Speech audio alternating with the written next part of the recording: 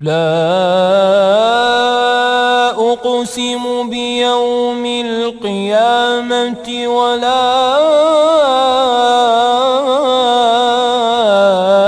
أقسم بالنفس اللوامة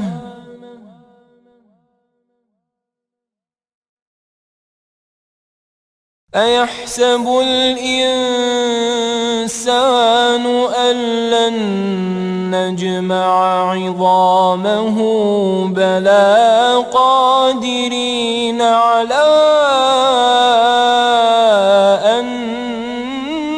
نسوي بنانه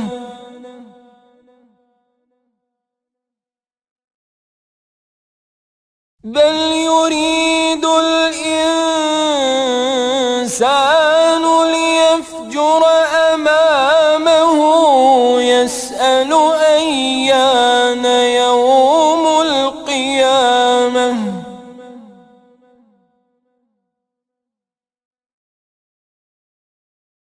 فإذا برق البصر وخسف القمر وجمع الشمس والقمر يقول الإنسان يومئذ أين المفر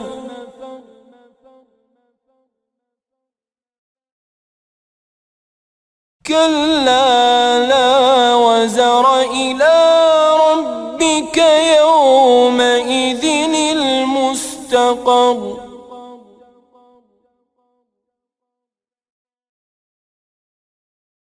ينبأ الإنسان يومئذ بما قدم وأخر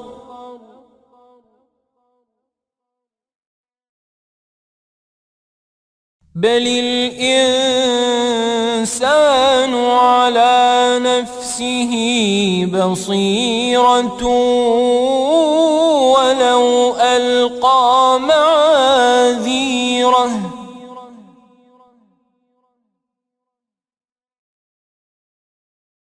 لا تحرك به لسانك لتعجل به إن علينا جمعه وقرآنه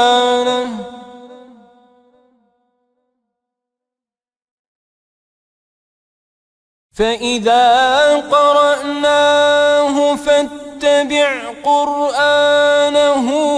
ثم إن علينا بيانه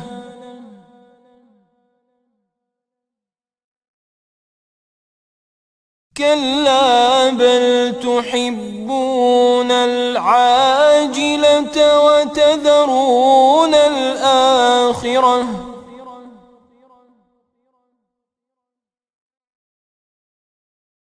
وجوه يومئذ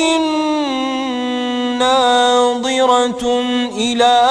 ربها ناظرة